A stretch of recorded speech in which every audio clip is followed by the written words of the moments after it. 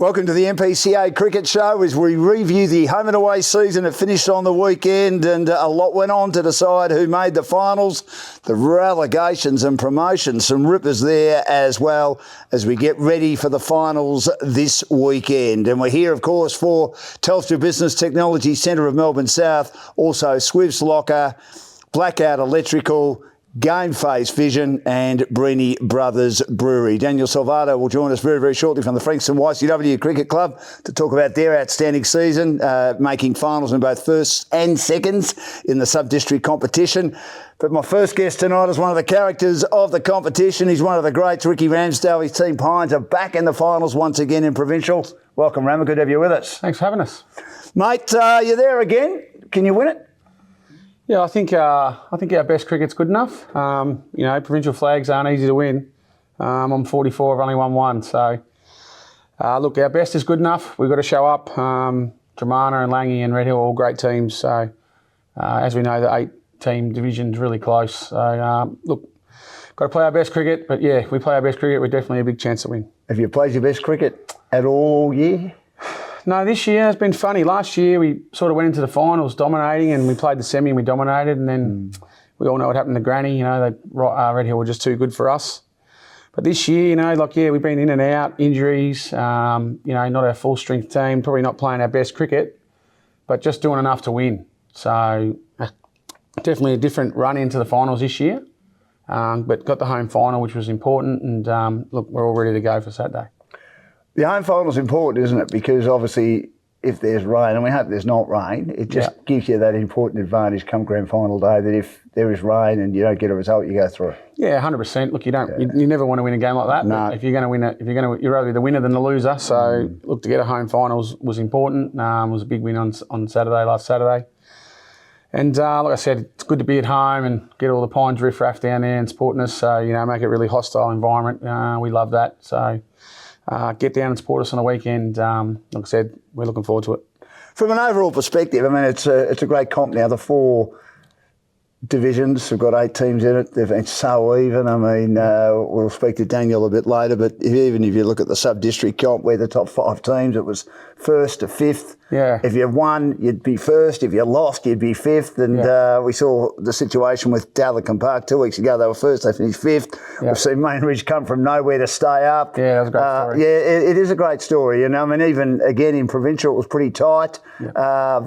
Unfortunately for Old Peninsula, they just couldn't quite make up the leeway to overcome Baden Power. But every match, again, had a story in the final round, didn't it? Yeah, look, and I think that's give the league some, a pat on the back. They cop it a fair bit. I think going to the 8-team structure where you play a 1-dayer, a 2-dayer, home and away, I think it's been great. It's been great for the cricket. It's been great for the clubs. I was around when we used to have the 11, 12-team division. The bottom 2 or 3 teams will get smacked, like relegated. So I think it's just bring the comp really closer together, extra set of teams playing finals, keeps everyone involved. I think it's been great. So I think maybe the next thing the league can look at is maybe bringing the 2020s into the comp. The Jack Peacock's a great thing, but it's you think having that part of the competition? Well, I think we should have like in Premier Cricket, I think we should have a 2020 comp within our division. So you've got every second or third Thursday night for the whole season, and you can still play the finals at Mount Isa or Langy, one of those big clubs. Yeah, but I think, 2020 is becoming more and more important. Like the young kids, they play 4 or 5 2020s for a season. Their season's more 2020 than it is 2-day cricket. So it'd be nice for the comp to maybe get that involved, next year or 2 to, playing for points and playing for a top 4 in the 2020. That'd be good in a division. We had a period there where it was 1-day cricket because of COVID. Are you still happy with the 2-day cricket? Well, I'm old school. I like 2-day cricket and 1-day cricket. Yeah. It's a good mixture. I think, now it's a good mixture of both. But, I'm old school. I prefer probably the 2-day cricket. You can watch, some batsmen really take their time, or as a bowler, you can get in and have a good spell. 8 overs is not much for a bowler, where a batsman still has no restrictions in a 1-dayer. So I think it's probably a little bit unfair to the bowlers. Probably maybe 10 over max would probably be more opportune for the bowlers. But I think they've got it good at the moment. So 7 1-days, 7 2-days and finals, I like it. How proud are you, Ricky, of your team? A few years ago, they dominated Peninsula, lost the grand final narrowly to Long Island, one of the great games, won the next year, and since you've been up in Provincial, you've been a very strong club. No, look, very proud. Look, I was itching to come back and, to go undefeated the first year and lose the granny and then, redeem ourselves the next year and win the granny and then come straight up Provincial, be really competitive, make the finals, and then last year making the grand final. It's been a really good stretch for us, but, we've got a good bunch of guys there and we really get along, a lot of brothers, a lot of family, a lot of close knit people within the club. So we're not the biggest club, but, we probably punch above our weight, but it's a really good feeling down there and, it's been a really good run for us. So just going to keep it going. Do the brand new club rooms help? Make it more like a home now? Yeah, well, they do if you're trying to recruit. Look, it's we credit to Brad and Reese and Kim and all the footy club as well. To get those rooms, and we had our Cowboy Cup game on Saturday night, and not lying, there was probably 300 people there. Wow. Yeah, it was such a good night. The footy club supported us, and we had a great night. The club had a great night. And just see the rooms used like that. We had food vans down there and, we had a dunking machine. When I was in the dunk machine, the line was around the corner, unfortunately. But people were lining up left, right and centre to dunk me. So, of course they were. Yeah, but, well, you're one of the most popular characters down there, Ricky, aren't you? Yeah, well, some say. But look, it was a great night. It was a great night. Also, I couldn't believe when I rocked up because we finished ahead of the hill, how many people were actually there. So, it was great to see us. The nets would be nice now if the council's listening, but look, the rooms are first class, probably the best on the peninsula. How's the body? I mean, you're 44, it's still pretty young, and I'm 56, and I'm feeling pretty old, but you've still got a few years left, didn't you? Oh, no, I don't have that long. See what happens maybe if you win year. Yeah, maybe if we win it, that might be it. I've got Jai over here, who's turning 12, and I want to play a season or two with him. Right. So sort of change my view. I'm sort of one of those people I only want to play first and then retire, but with Jai coming up, I want to have a couple of seasons in the lower grades. So it'd be great, wouldn't it? Yeah, hopefully this year, if not, maybe next year, my last year. Well, Ricky Ramsdale is with us as we have a look at the Provincial and Peninsula into the finals this weekend. And we thank our sponsors, of course, including Brenny Brothers Brewery, Telstra Business Technology Centre of Melbourne South, Blackout Electrical, GameFace Vision and Swiss Locker. Now, let's have a look at the round from the weekend. Old Peninsula, Ricky, just a couple of years ago, they won back-to-back provincial premierships, have been relegated to Peninsula despite winning their last game over Baden Power. Both teams finished on 60 points, but OP had an inferior run rate. They batted first, they compiled 9 for 223 of their 40 overs. Tom LeBroy's had a sensational year, made 75, and Jack Corbett 3 for 30 for Baden Powell. In reply, Baden Powell struggled, 9 for 147. Gardner made 25. Bailey Pays claimed 3 for 18 for Old Peninsula. It's an interesting result because they're a very strong team with some excellent players in it. Yeah, look, Tom LeBroy made a great 100 against us early in the season. I probably reckon he's the premier keeper batsman of the comp. He's had a great season. He's really come along. Obviously I played against him in the last few years, but obviously this year he's really taken strides and like I said, he really batted great against us early in the year. But look, old boys, they've had a good run. So it's time for them to recharge and get rid of some of the old guys and go back down and come back stronger with the new young guys. So, do you think if Mount Eliza win Peninsula and go into Provincial that Justin Grant will go back to Mount Eliza? Well, I do go to his physio and we can't afford him, okay? So I know that we can't afford him. But no, I think he's going to stay, I've been told. Right. But, look, it's up to him, but I think every club in the Peninsula would want to talk to him. But as far as I know, he's going to stay. So I think that's pretty good by Juzzy. Are you surprised they've gone down? I mean, what sort of changed for them over the last couple of years? Maybe a lack of hunger because they dominated for 2 years, didn't they? Yeah, they did, but obviously you look at Johnny, he's retired more times than John Farnham this year, but he's come back. But, and Dougie's getting older and Dill's getting older. It gets harder. It gets harder to play your best cricket every week and life gets in the way. So they've had a great run and they've been a real successful club. They've got a lot of good kids coming through, I know that. maybe go back down and recharge for a year or two and come back up with that new crop. So I think that'll work well for them. Now, top team Langwarrin had a shocker in the lead up to the finals after 7 wins in a row. Their batting fell away as they were bowled out for just 96 against Dramana, who returned to form before finals. Dramana dismantled the top order with Langy slipping to 5 for 27. No one scored 20 for Langwarrin. Dale Irving and Clan claimed 3 wickets each for Dramana. They comfortably passed the target inside 23 overs, finishing with 4 for 102. Bo Anthony, 33 not out. Would you look much into the Langwarrin situation, considering top spot was well and truly sewn up for them? You wouldn't want to be playing like that, though, before the finals. Yeah, look. Let's be fair. They're a real experienced unit. You know, they got Rick and Pross running the show down there. They were already a game clear. They knew who they were going to play. They knew where it was going to be. Maybe they were looking a week ahead, but they'd earned that. So I wouldn't look too much into it. I think they're just calling their jets, ready for a big week. So, I wouldn't look into it too much. But can you, you have a bad week. You don't mean to have a bad week, but you have a bad week. Can you just turn it on again the next week in a semi-final? Well, it's something that happens. You just leave it. You can't change the past. So no, they're playing the same team that beat them in the semis last year. They are. So redemption for them. Redemption for them. So. There are a couple of guys there, Ricky and Matty, really superstars of the comp. So probably expect some big scores out of them too. And then obviously, Jake with the ball and, Trav's still doing his bit. Trav's getting on, but still doing his bit, still taking wickets. They've got a good experienced team and, I probably think they'll get through. So, no, look.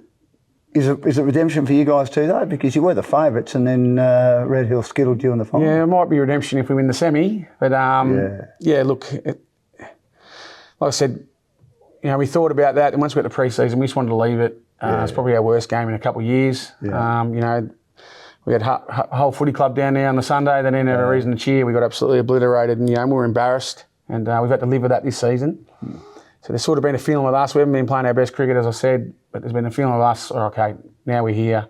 This is what we've been waiting for all year. So, but, credit to Dramana, they've come up the grades the last few seasons. They've assembled a really good team, so they're going to be really hard to beat.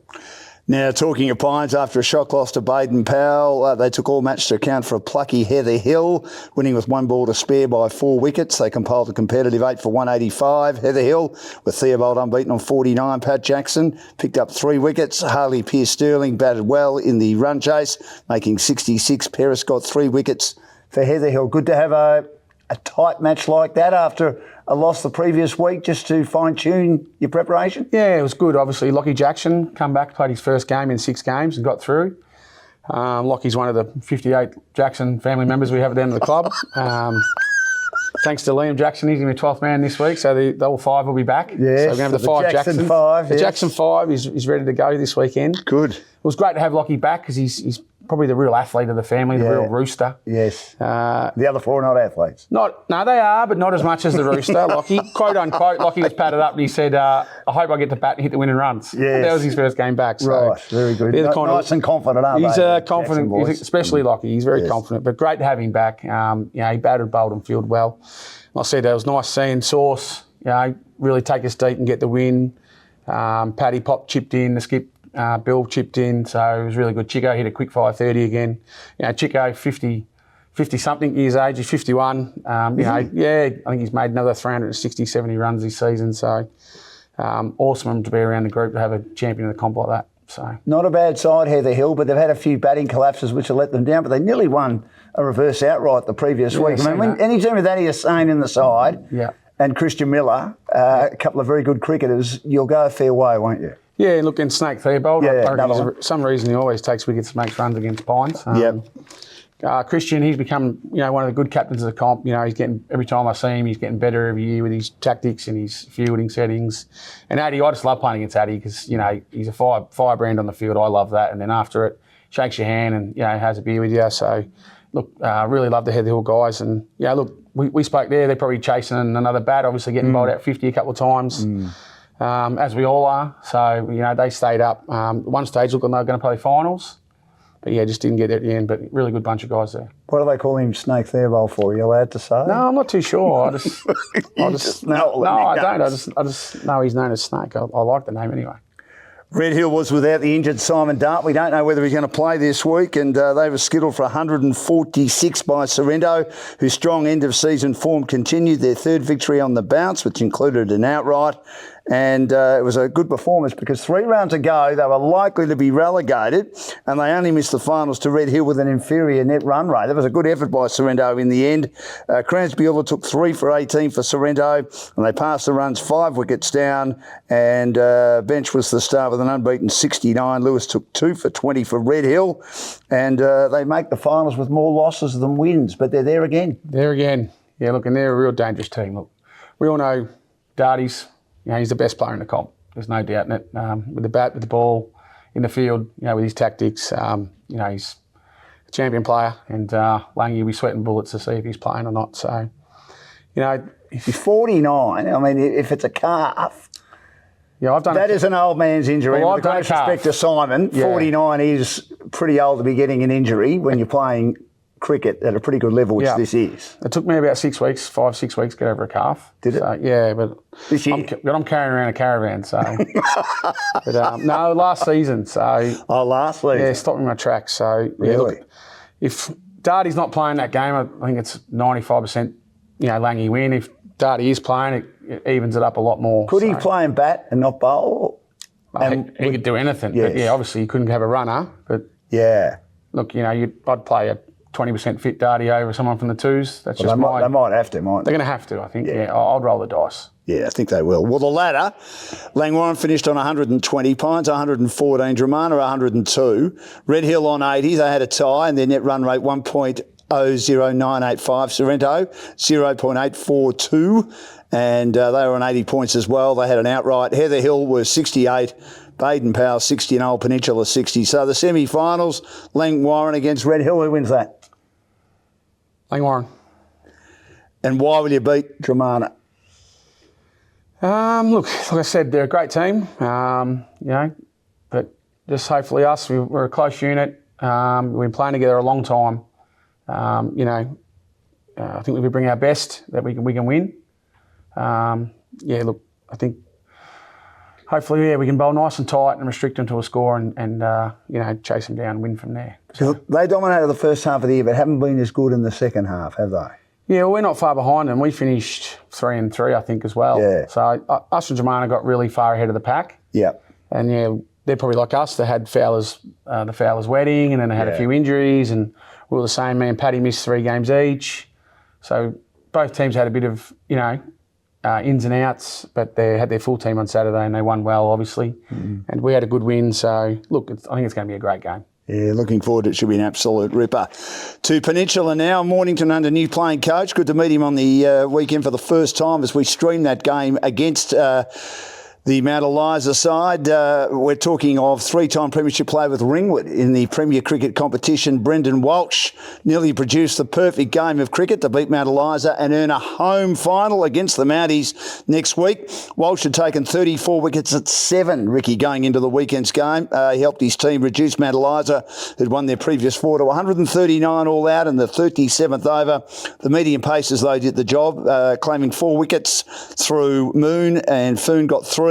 And they did an outstanding job. Walker top scored with 34, and then a good performance by Jaya Sakara, finally spending a bit of time in the middle. He made 29. The Dogs batted really well in reply, passing the target just 2 wickets down. All the batters made contributions, such as Hockey with 36, Parker 23, also Goddard 43 not out, and an unbeaten 32 from Ryan Smith. So this was their 4th win in a row, and they get the opportunity to host Mount Eliza 2 weeks in a row at Alexandra Park. So it should be an interesting game, that. Yeah, look, Mornington, they had the record of never being relegated for about 60 years, 70 years.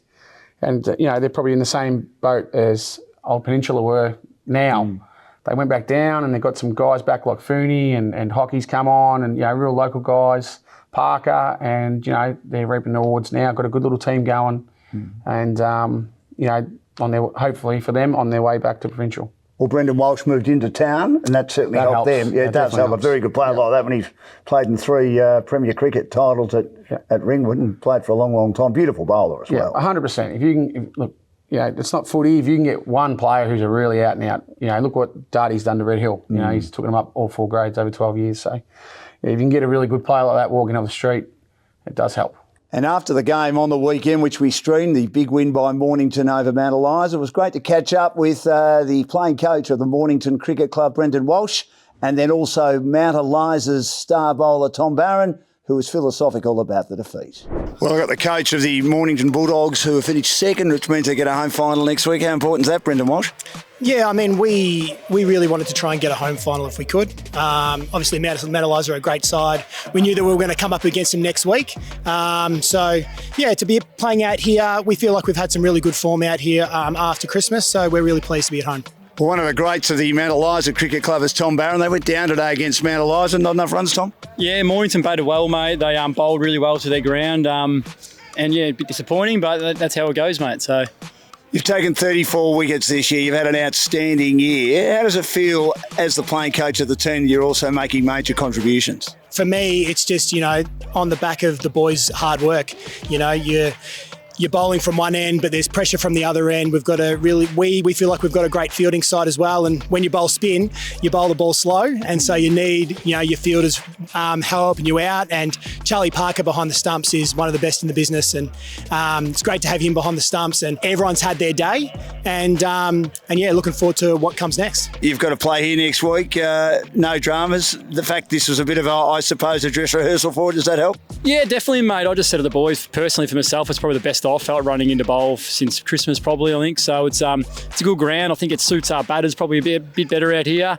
Then our pitch turns sideways too, mate. So with Walsh and Bryce not bowling in our pitch, mate, it's probably a good thing to come play out here, mate. Brendan, congratulations. Well done today. Good luck in the finals. Thanks for joining us. Thanks very much. Good on you, mate. Seaford ended club legend Ryan McQueen's great career in the best possible way, consigning Long Island to their 5th loss on the bounce, Ricky. Jesus. Long Island will play finals but go into the finals in very poor form. They just don't know how to bat at the moment. Seaford batted second. They compiled 7 for 151 in reply to 150 all out. Fox will score 37, McQueen 30. Van Ray and Holland Birch claimed 2 wickets each for Long Island. They had another batting collapse after having first hit at one stage, were well placed at 4 for 128. And then lost 6 for 22. They lost 6 for 35 the previous week. Herbert, the skipper, took 3 wickets, and so did Pagini, doing an outstanding job for the Seaford side. Chaplin stood out like a beacon with the bat for Long Island, making 61. They're just fallen away. Yeah, it's good to see Chappie make some runs. He's my vintage, and he's been around the comp for ages. Played, 2s and 1s up and down, so it was great to see a guy like that get some, good runs in the first. So well done. Excellent. Now, the premiership favourites Rosebud going to the finals with just 1 loss for the home and away season. They recorded an 8-wicket win over Muradoc, who batted first and were bowled there for 151. Williams made 76.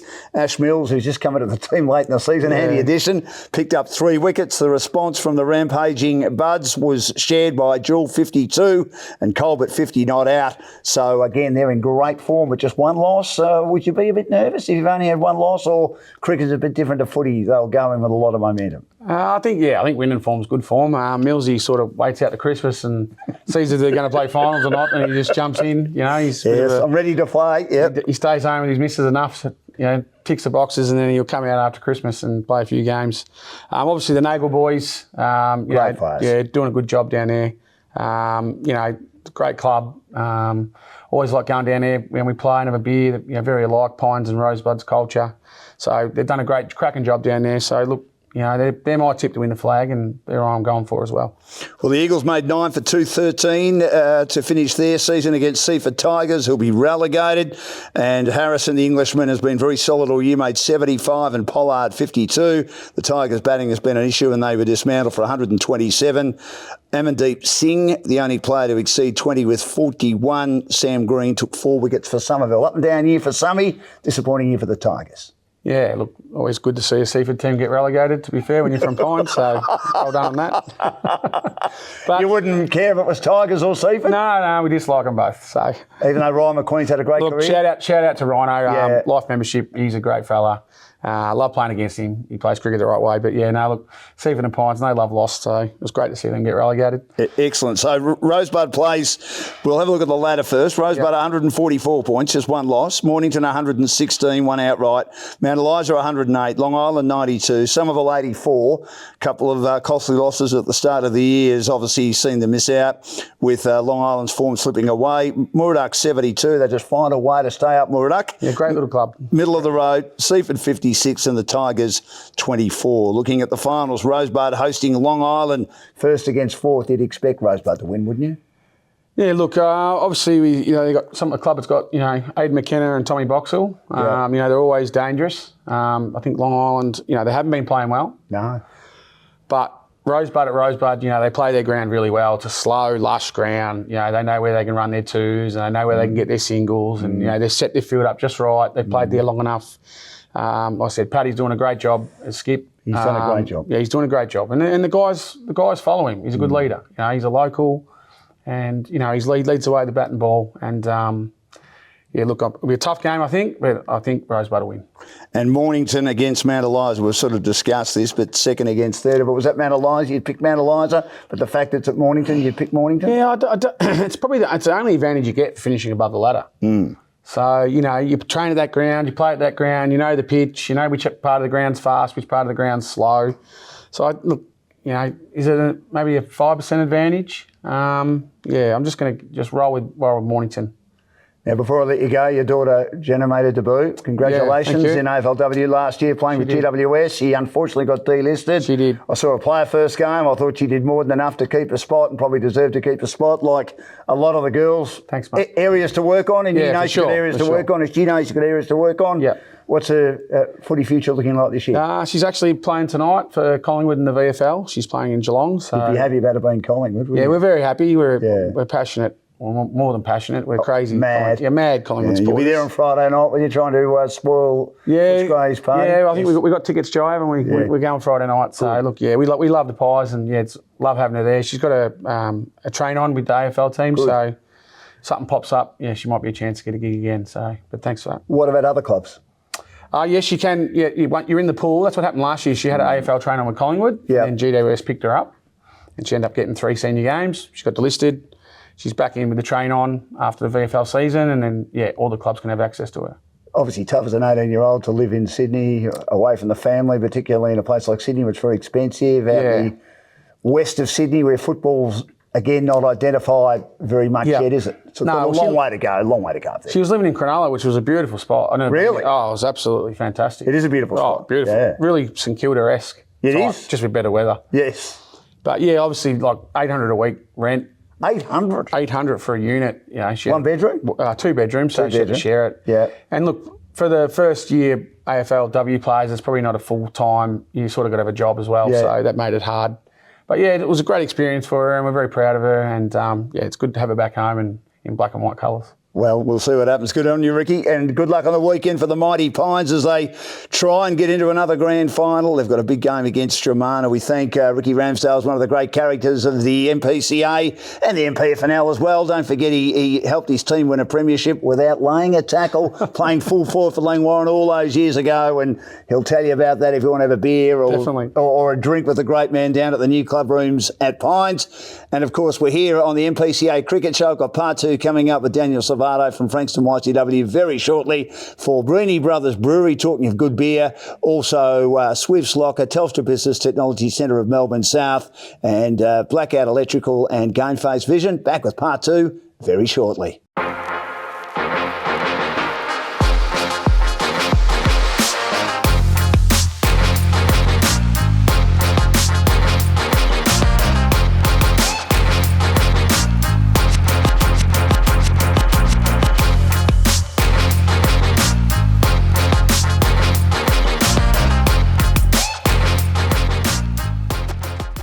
Welcome back to the MPCA Cricket Show. We're reviewing round 14 of the home and away season. Can you believe the cricket season is over and we're into finals now? And it was a fascinating end to the season in sub-district and also district. We're here for Telstra Business Technology Centre of Melbourne South, Breeny Brothers Brewery, also GameFace Vision, Blackout Electrical and also Swifts locker Ryan Hayward and the team. And it's a great pleasure to welcome Daniel Salvato from the Frankston YCW cricket team. They've made the finals in the first. They've finished on top in the second. Welcome, Daniel. Big Thanks. Weekend coming up. Yeah, it is. Thanks for having us, Dan. It's a pretty big weekend, and it's been a pretty big season for the club. It's been 5 years since the ones have actually been in finals. So, been a nice turnaround and a bit of changing from the ground up. And juniors were pumping, and it's good to see the senior boys doing their thing as well. Why has there been an improvement, do you think, for the first to get up in what has been, and we'll get to it in a minute, it's been one of those swings and momentum season that if you win one week, you're on top. If you lose the next week, you're fifth. If you win the next week, you're first. If you lose the next week, you're fifth. You've just got to keep winning. But it's been that sort of season, but you've managed to hang in there and be in the top four most of the year. Yeah, look, I think from our point of view, myself and Simon Draycott, club coach, at the start of the season when we got together, we kind of thought about how many wins really going into the Christmas break were, really pivotal to set ourselves up for finals. Last 2 years, the club cumulatively hadn't won 2 games leading up to Christmas. So, we put it on ourselves to say, look, 6 was probably the bare minimum, which is we lost the last game in the last over to Rye, who we play in the semis. That would have got us to that goal. But, at the end of the day, I think if you look at, as in subbies, 1 through 5, I know you mentioned it earlier when Ram was on, we've, you got Delacombe Park 2 weeks before the finals on top, and come this weekend, they're watching from the sidelines in 5th. It's a pretty brutal scenario, but it's just you got to win the games that are there and take the chances when they're in front of you, and then just keep moving forward. Does it help that your seconds are so strong as well, putting pressure on the firsts, keeping them winning? Yeah, look, keeping a positive mindset going. Yeah, look, it's an interesting one to look at because our 2s for the last 2-3 years have made the finals, but I don't think there has actually been that inward pressure and pushing for results. That was kind of the key thing before the season started with our recruiting. We did bring in 2 or 3 players from the outside, but we really did harness a lot of the players that had been in and around the club, maybe hadn't played in a season or 2, looked at the people that really did have the ability to play ones and focus on probably a squad of 15 to 18 that could legitimately play ones, which then filters into your 2s, and that's really one of the main reasons why the 2s have been as strong and being able to push for those positions. And to be honest, we actually haven't played a ones game this season with our full strength team. So It's a testament kind of to what we did set up, and best laid plans. That good old saying from the A team, Hannibal. I love when a plan comes together. That has really been the essence of our season. We've been dealt probably 6, maybe even 7 injuries to key ones players throughout the year, and we've had the cattle to fill the spots and kind of a one team mentality and getting the job done. And finals, here we are. For the young people watching us, Daniel has just made reference to the A team. I think Daniel was a bit younger than me. I'm older than everyone, but I remember Hannibal and obviously Face and Baracus, who was Mr. T, and they did do a remake. Yeah, Liam Neeson, Bradley Cooper. It was a ripper. Oh, they was did good. too. Oh, the movie. That's right. That was good. That was a good one. I haven't seen it, but I remember obviously George Peppard, and I remember. No, they did it justice. That was one of my favourite shows as a kid. Yeah, it was. I used to love it. It was a great show. You're exactly right. Anyway, we move on, but the fact you've had so many injuries, you're close to having them back or not? I would say, for Saturday, it would be, we again, when it comes finals, you've got to make some educated guesses and sometimes rolling the dice with certain players. But based on our best 11, I'd say we would have our best 11 available. Even if they're not 100%, they're well above 75. So it's a good problem to have.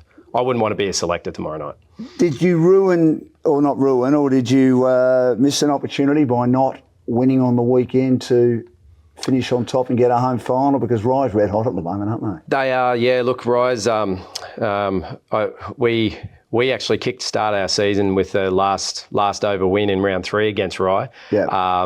And we that was our first win of the season. They still hadn't won at that stage. And I remember in the shed saying, I'm guaranteeing we'll play them come finals, whether it be a semi or a granny, because they've just got some really, really strong game-changing players.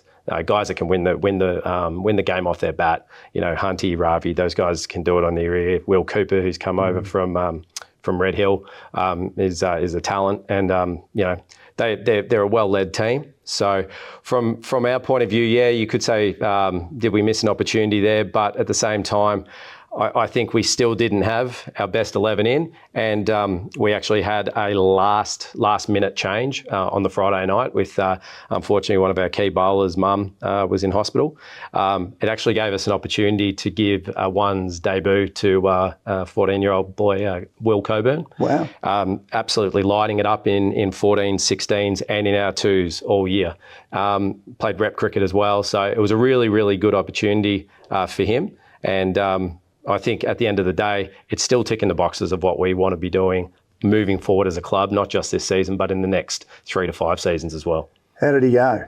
He did well. Look, Greeny did. I loved Greeny's captaincy of him. He bowled him first change, so gave him, you know, white ball doesn't do much after a while. No. So gave him ball when it was relatively new. And again, his feedback was, mate, they're good batters. Like, yeah, mate, then yeah, they're better players than you're going to be seeing even in your rep and stuff like that. So it really gave him a great opportunity, opens his eyes as a 14-year-old. He wanted to tick that box for next year. He's part of our academy. I work with him, and that was one of his things for next season. Wanted to get one in the game in the ones. Said, well, you've already ticked that, but now you see the difference. And that's really important, I reckon, for the young kids, because unless they see it, you can't be what you don't see. And I think from their point of view, you've got to get them involved when they've earned that opportunity. If they take it and run with it, awesome. If they don't, at least they'll get the opportunity to learn and know what they need to develop quickly in order to be there again the season after. Daniel, it's been unfortunate, of course, that we've seen Pearsdale and Hastings drop out of the top 4 divisions, and we're down to 8 teams in each of the 4 grades. Sub-district had 10. Is it better, 8? I would say so. Yeah. Look, I am a fan of the 8 teams, but then again, I can understand to a degree with some of those clubs. You know, you don't want to see a club fold. You know, you don't really want to see a merger either, because one club always kind of ends up being forgotten a little bit. So look, I think for all parties involved, it was the right thing to do to keep both Pearsdale and Hastings going. For the 8 comp team for the subbies, look, I think at the end of the day, it really showed, with 5 teams literally separated by half a game, it did kind of weed out the 5 to 6 really strong clubs. Again, with the 10, you do end up seeing a bit of triage at the end of the season. So I kind of did like the 8 game, because it really made sure you didn't take anything for granted. And your own season in and out of the first and seconds a bit this year? You're playing ones this week? Or? Hopefully. I've been out with I've torn my ligament on the bottom of my foot, so I've been playing injured there. Yeah, look, it's coming good. But look, at the end of the day, I mean, I was named in the 2s for the first 2 rounds. We had again, that 15, 16 man squad. It's kind of, I'm a role player. Like, I'll take the gloves when Jace Bedford is either away on whirlwind music tours with his beautiful wife, and then Tones, of course. Yes. Yep. So look, they did their thing up till Christmas, but I mean, Jace for the handful of games he's played. He's been pivotal for us, obviously, in that round 3 game against Rye, got us over the line, and then recently as well, really put together a solo knock of around 80 odd against Balham to get us a really good total, which we defended strongly the next week. And look, we've got a lot of role players, but the best part is we do have some really, really strong game-changing players that we're really excited to have back for the finals, whether it be semi-final if some of them are right, and if not, do the job and by grand final time. Well, we'll certainly see. It's going to be a fascinating final series. Let's have a look at what happened on the weekend. And as we said, the battle for the top four has been thrilling and tight and even all season. Not much separating the top five. It was that close, as we said, that the team on top a fortnight ago, Delican Parkus, missed out on the finals. Remembering that about 3 weeks ago, Daniel Tutkaruk was on top and they were outside the top four for a few weeks. And they beat them on the weekend. And Delican Park's batting cost them dearly, all out for 115. Two players only passed 20, Streck at 25 and Guthrie 23. The Frogs' best bowler was Whelan. He's had a pretty good year, Matty Whelan, 3 for 12.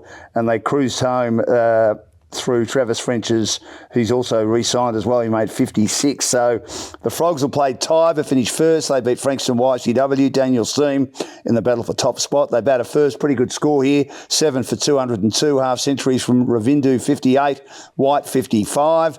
Liam Greenwood bowled well for YCW, finishing with the fine figures of 4 for 36. YCW never in the hunt, and unfortunately for them, bowled out for 125. Regan 3 for 29 for Tyre. What did you learn from that game? Well, I think at the end of the day, it's a tough ground to play. So short in the straights, long squares. So they're one of those teams that they set up. They're same as Delacombe too. Like they set up beautifully, bowl well, have the fields right for the dimensions of those grounds. They're very unique grounds to play against. But I also think at the end of the day, one day jumping in and having that one day game right at the end of the season, which we all know the reasons why that's put in there. And do you like it? I don't think anyone likes it, but I also don't think anyone wants the scenario of of that scenario a few years back where there was talk about, there's an outright against a team you shouldn't, that gets guys into the finals, all this kind of stuff. You never want to have a season decided with something that could be a little untoward. So I think the whole idea of one day you get the result in, out, and then it makes sense. It does. But it is difficult to, if you've got a team that is really building some momentum in two-day cricket and batting their tempos beautifully and taking it deep and going through, 70, 75 overs and just building to a really good team, well-battered team score, and then jumping into a one-dayer and then back into your two-dayer for the semi-finals, it can be a little bit tricky. But I'd look at it and say, I think, Tyab had a day out as well. They played really, really well, play their ground really, really well. And from our point of view, it was just it's a difficult thing to come back when you're 3 for 10. I think any team you get 3 for 10. There's panic everywhere, isn't there? Oh, look, boys running in, grabbing their pads and whatnot, and it's not something from our point of view that that's something that we have lots of clubs that we play against will always use that against us for previous seasons, and we're going back 5, 6, 7 years, that kind of thing. That YC, it's not something that we do a lot anymore. We've really rectified that. I look at it as we're pretty pumped actually for the matchup against Rye because, we look at it as we honestly believe that it's us and them, that we're the two best teams in the comp. So if we're going at it in the semis or the granny, so be it. So you're talking about Tyre, yes? No, Rye. Rye. So when I say what did we learn? You think both of your teams are better than Tyre but finished on top? Yeah, I do believe the winner of that will win the flag. Well, hopefully Tybe are not listening, Daniel. It won't if they are, poor old Tutkaruk might be in for a bit of a pounding on the weekend. No, none of the blokes from Tybe know who I am anyway, so that's all good. Oh, well, that is good. Now, as we've said, YCW dropped to third with Rye usurping them. Now, we spoke about Rye and we had Adam Civarella on and he said, we're not far away, Dan, after they lost to two of the top sides and YCW was one of them and I think Tybe was another early in the season, not by much. And sometimes when someone says we're not far away, you're thinking not far away from what? But obviously when they were 1 and 4, they played every single game along with Mount Martha. There was one game which might have been a little bit controversial that they got on, but they got on and they played. Yeah. The umpires have deemed that the ground was okay. They got on and they played, and it probably gave them momentum, and they've won 9 in a row. No other team in the comp's done that. So they won easily by 123 runs over Sky, who haven't won since round 2, and 8 for 203. Palagarooj, an outstanding player, got 57. Beckham snared 3 wickets for Sky. They were bundled out for 80. Wigg took 4 for 38 for the Demons, who go into the finals in excellent shape. And Mount Martha, have finished the season. We know that they made the finals and the grand final last 2 years, got beaten, lost a number of key players. They were battling with Sky for the wooden spoon for a large portion of the season, but ended the season well. They were too good for Ballon Park, who disappointed batting first, being restricted to 7 for 121. Harry Mount has had a great year for Mount Martha. He's been consistent with bat and ball all year. He picked up 2 wickets and they passed the target, 5 wickets down, and he was the star with 61 not out. So Mount Martha did okay to finish the season the way they did, Daniel. And yeah, well, look, I played a season at Mount Martha, and some of those boys in there still in the team. You know, Kyle Bendel, John O'Coin. But I think what Ryan Harrison's done there started with a very, very young group, like really young, and they blooded a lot of their, their under 16s, 17s, 18s from the last few seasons. Got them some debut games, and I think what that's done, it's really I credit him for it, because I think what he's done, he's really cultivated a strong unity in their squad, and it's not just based on one player. Which I think is a really, really good thing for that club, because you know how strong they are. They've had so much success in their junior ranks. They've got it's a plethora of players in the junior comps, and I think that's a really, really good thing. And you know, someone like a Charlie Caldecott, absolute jet of a leg spinner, could do some really, really special things over the next few years. And I think Ryan's really. He's really harnessed that. He's seen the youth and the talent, and he's kept that going. And yeah, I agree. Harry Mount, he's actually a really great bloke, and he's been great for that team. And they dropped some pretty tight games to some of the top teams, and they bowled lights out when we went and played a 2-day game in the second half of the season. When we played against them, they were absolutely on fire. They beat you, didn't they? They did. Yeah, they bowled did. beautifully. Yeah. They really did. They bowled beautifully. So it was one of those games where, you know, when you put it all together, they're not far away. I'd say they're a team that will not be far away from a top 4 next season. And what about Ballon Park and Sky? Just a tough year for Sky. Couldn't find a win since round 2, and Ballon Park have missed out a bit in the second half of the year too, haven't they? Yeah, it does seem like maybe both clubs, there's potentially not a lot of. It's maybe not solidified behind the scenes, potentially. That's the feel. I don't have much of a behind the scenes look on those ones, but it does feel like there's just a bit of uncertainty behind the scenes, which makes it really tough to try to be build something within a club if you're not quite as sure what's going on there. But I think for Sky, I think Beckham had a great season, both with ball and bat. Did a great job. Dervs as well had a really good season as well. And I think it's just one of those things, reset, back to the drawing board, get a couple of boys in, and then just build and get a good engine room going for both those clubs. Have a rest first, of course, and then have a think about it. It doesn't stop, does it? No, it doesn't. In local sport, you've just got to keep trying to get better, find players, and get 3 or 4 weeks off. Daniel, don't you? Correct. Yeah, that's 100% true. Now, Tyab on top 120, ahead of Rye 120, and Tyab 9, 3 and 2 no results.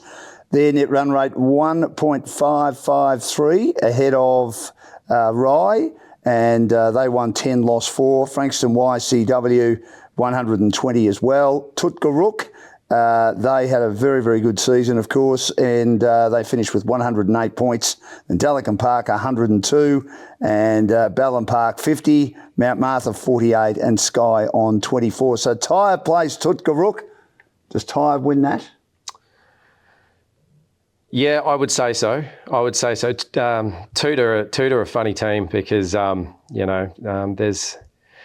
got some really, really great players. I mean, obviously, captain really well there. They've also got Wheels, Dita, and then the French boys. Obviously, like when they all and they're a good unit. They're really, really strong group down there. It's a long way to go. Even further, it seems further to go than Rye, even though it isn't. They're in the middle of nowhere, but they really do battle. And if Tyab don't turn up ready to go, they're a team that can upset. But no, I do think Tyab. I think Tyab will get the chockies there. It just indicates how tight the comp was with 3 teams on 120. 100%. So who knows what might happen there. 100%. Very tight games. And as you said, Rye against YCW, what do you need to do? Would you prefer to bat first? I mean, it obviously is an 80-over game. It's a 2-day game. I get the impression you prefer the 2 days to the 1 days. Yeah, no, 2 days, especially for what we've been working through for pre-season and into the season with the boys that we've got. You know, the 80 overs suits us down to the ground. Weather looks good. Look, to be honest, bat first, bowl first, it really doesn't matter to us. I think finals cricket, it's literally like a mini season starts all over again. So I would, as much as I'd love to say that we'll get the win and flog them, the way I look at it is both those games we've split. They were both decided in the last over, 1 day and 2 dayer. So I'd expect it to be a pretty tough battle. And I would say, I'll stick by it. The winner of that game wins the flag. That's the way I see it. And of course goes up, and you guys were up in district a couple of years ago, so you get another opportunity if you happen to win the flag, of course. And talking of district, and Daniel Salvato is my guest from the Frankston YCW Cricket Club. They're on top in 2nd Division, and they're playing in the finals in 1st Division as well. Great to have him here as we have a look at district. And it was an amazing end to the season. A month ago, Daniel, Main Ridge was heading for relegation, sitting on the bottom of the ladder without a win. But they finished the season brilliantly, winning their last 4 to avoid relegation. And Baxter, who played some pretty good cricket and had a couple of games where if they win, they probably play finals, because there was a period there where 3 teams didn't want to win, couldn't win. Carrum, Crib Point and Bonio to be 4th. The top 3 in Balnearing, Flinders and also Carrum Downs were safe as houses. That's it. But the 4th spot was up for grabs, and Baxter were a chance. So 3 years ago, they were in Provincial. Then they were in Peninsula. Then they were in district, now they're in sub-district. And they're probably a bit unlucky. But Main Ridge took on a very strong team in Carrum Downs on the weekend. And their star recruit was unbelievable, Praveen, because he's made 100 off 57. He got 168 not out last week. That's it. In chasing down 324 against Carrum. They won off the last ball and he got them home again. Now, the Cougars batted first. Pretty good score as usual. 8 for 236. Normally a score like that in 40 over cricket is enough to win. Gordon Waterfalls had a big year, made 74. Ollie McEncrow, a very famous name down there, took 4 wickets for Main Ridge.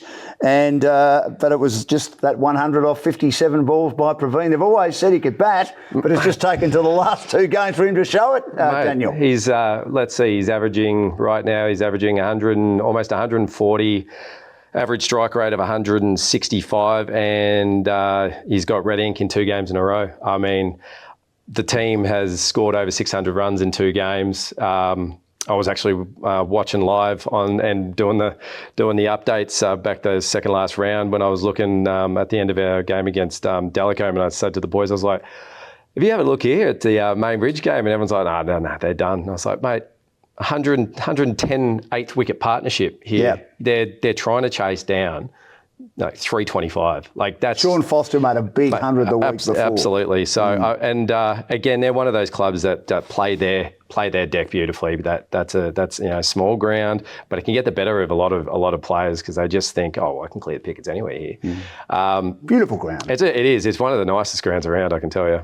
But yeah, look, I think that's literally if we could have an MPCA version of the test. Geez, I would have loved to have had some cameras in both Main Ridge's rooms, Baxter's rooms over the last probably 3-4 weeks. It would have made some great watching, I reckon. Because Baxter lost narrowly to Main Ridge. That's how Main Ridge started their run. And then they got beaten the next week, I think, by Balnearing, not by much. Yeah. So they're not far away. And as I say, they could have almost been playing finals because those other 3 teams just didn't know how to win. Now, as I said, Baxter will be relegated to sub-district, the 3rd consecutive year this has happened to them, despite being pretty competitive on the weekend, a red-hot Balnearing, and we had Luke Hewitt on the show last week, proved too good to rack up their 7th win in succession to go into the finals with loads of momentum. They made 207, and the Hewitts again starring with the blade. Jake got 61, Luke 57. Satambi's had a very good year for Baxter, 3 for 28 in reply. Long scored 26 for Baxter in their poultry reply of 9 for 139.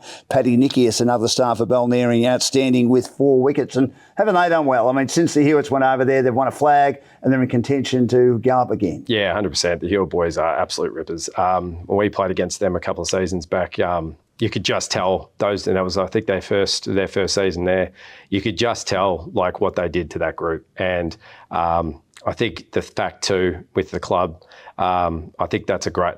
When you get in those real quality players, but not just quality players, quality humans, and it just does something to a playing group, and they just click. They click. They're a tough team, and look, I think the district comp is very, very tight. And I would say it's probably one of the better semi-finals in recent years, with Balnarring and Flinders coming up. It's you got two very, very talented young teams that just know what they're doing. It's going to be a ripper. We'll talk about Flinders very shortly because they found some form on the weekend.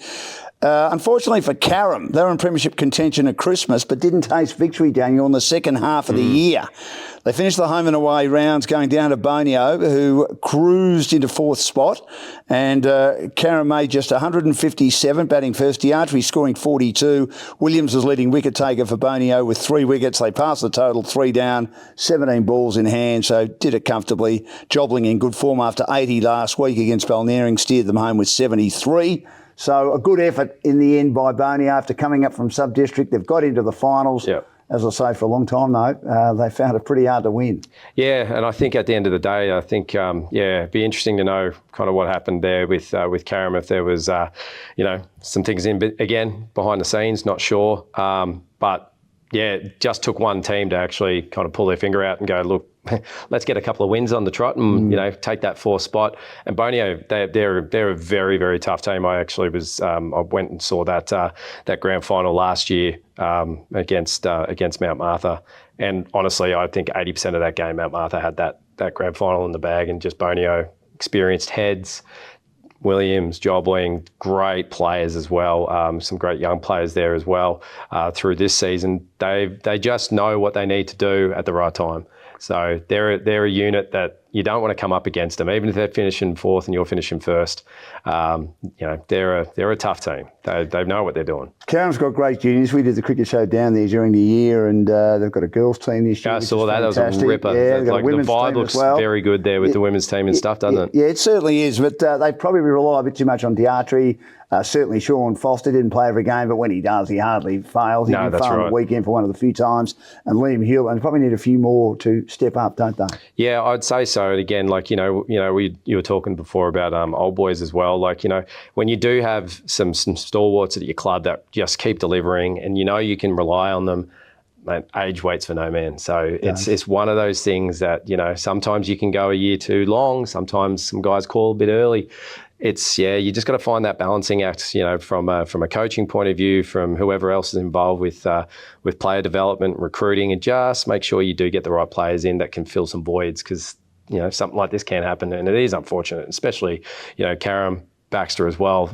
Baxter to get relegated, that's very unlucky, considering, as you said, where were they worth 4 or 5 weeks ago? Exactly. Now, Flinders smashed an imposing 7 for 309, the highest score of the round off their 40 overs. They needed to find some form. The previous 2 weeks had not been great. In the lead into the finals, contributions came from Blake with 77, Wilkinson 96. The two of them put on 128 for the first wicket. Sam Field also batted well for 77. What a good young player he is. Yeah, absolutely. Cribby's bowlers took a battering, with Davidson finishing with 3 for 45. Matthew Blake top scored for Crib Point with 39. And Max Wilkinson, after his 96, had a terrific match and wins our player of the round for Swiss Locker. So he wins the last of the gloves, which means he can go down to the showroom at Cheltenham. Ryan Hayward and the team at Swiss Locker, and his team will get another opportunity in the grand final at Seeker in Woolno to go back up to Longmuir after day 2 was rained out last Sunday, and they have already dismissed their opponents, Mackie, as they try and win that premiership. So good luck to Ryan and the team. Washington Park on the weekend, but an opportunity there for Max Wilkinson, who had a great match for the Flinders cricket team, 96 and 2 for 24, wins our player of the round. He's now in contention for player of the season to win the brand new cricket bat. Now the ladder, Carrum Downs, 120 points, Balnarring 120, 1.515 net run rate of Carrum Downs, Balnarring 1.452, unbeaten in the last 7 weeks. Flinders 1.036 on 108, then Bonio 84, Crib Point 72. Carrum did not win in the second half of the season, 60, and their net run rate, they needed to win and just needed a couple of results to go their way because their net run rate's been pretty good all year. 1.077, Main Ridge 0.725 on 60, and Baxter are going down 0.819. The finals, Daniel, Carrum Downs first against Bonio fourth. You probably back Carrum Downs to win that. I mean, their best has been pretty good all year, isn't it? Yeah, I would say so.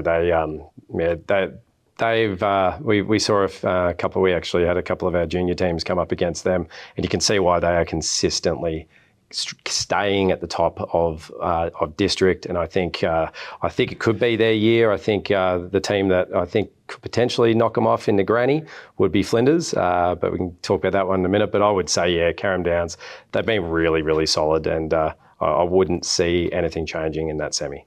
The issue with Carrum Downs has been their inability to win the finals. They've certainly known how to get there. They're always up there, aren't they? Yeah, how do you overcome that? I mean, you've played a lot of cricket over the years. I mean, do you have to change your mindset a bit, or do you just the bridesmaids? Back what you're doing? The bridesmaids. It's a tough one, I reckon. I think at the end of the day, you got to keep looking at it, and I'm sure that they do. And I think this will be one of the reasons you've got to put yourself. It's like any time it's a bowler, whether you're a team, you've got to put yourself in a position to win.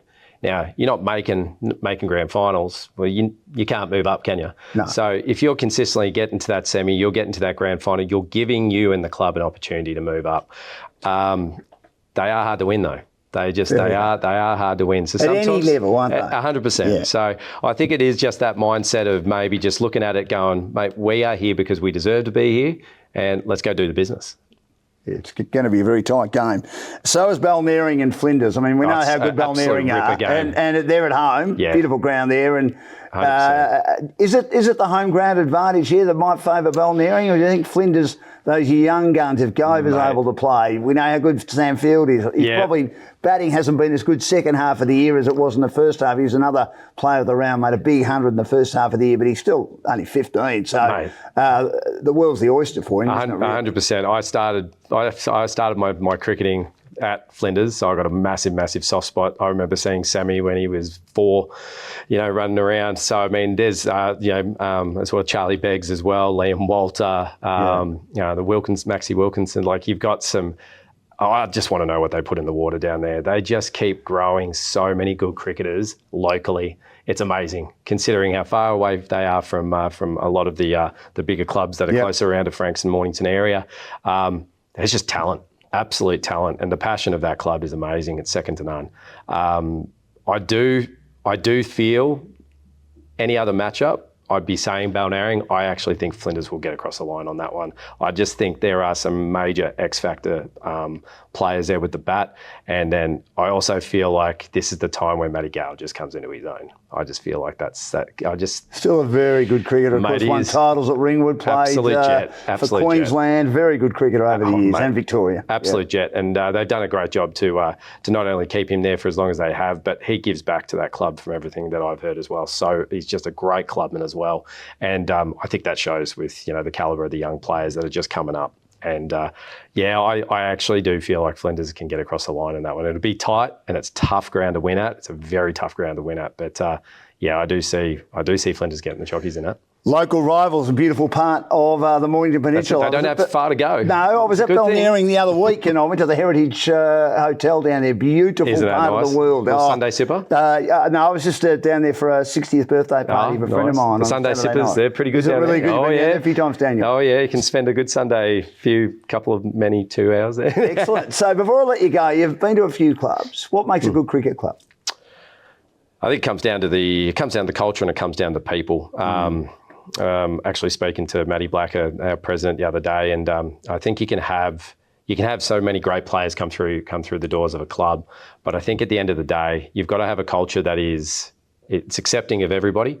It's a big catchword in it, inclusive. People love to use it, especially when it comes around election time. But I, at the end of the day, I look at a club. If you can have the kids that are still too young to play there, kids that are playing their juniors or their Woolworths Blast, mums, daughters, getting the opportunity to actually play in a women's side. If you can have all of the opportunities open, That's what makes a great club. And I think with Pines and the new rooms they've got, I think that's a small club that punches above its weight. I would honestly put them forward as a great blueprint, because not only have they got that ability to keep really good juniors, they keep their seniors, they have a great family base. So I think at the end of the day, yes, cricket does, we want the points, we want the flags, but it's the people at the end of the day. Daniel, thanks so much for joining us. Thanks for having us, mate. Appreciate it. That's a pleasure. We thought you forgot about us. That was good. Thanks for getting us on last Is that time. right? Yeah, no, that's all right. No, we won't hold it against you, mate. Oh, very good. No. I'm trying to get as many clubs on as I can, and you're doing a great job, We'll man. certainly do that in the lead up to the grand final next week. Thanks to Christian for filling in today. Aranda and Ashadi have been wonderful for me all year. They've had other things on today, but Christian's done a sensational job coming in, like he's been doing it every single week, and it's worked a treat. Thanks to Ricky Ramsdale for coming in earlier, and all our sponsors: Telstra Business Technology Centre of Melbourne South. Max Wilkinson is our player of the round from the Flinders Cricket Club. Did a great job, 96, in getting a couple of wickets as his team gets ready for the finals. So he gets the last of the gloves from Swift's locker, and he needs to go to their showroom in Cheltenham to pick up those gloves. He's in contention to win the player of the season, which of course is a brand new cricket bat. We'll tell you more about that next week, and we'll announce that as well. Also, Brenny Brothers Brewery and GameFace Vision, another one of our sponsors, and Blackout Electrical. Good luck to all the teams in the finals on the weekend. Fingers crossed about the weather. I think it's going to be okay. It's going to be a bit hot in the next couple of days, and I think it'll be okay. And we look forward to your company next week for the grand final edition of the MPCA Cricket Show.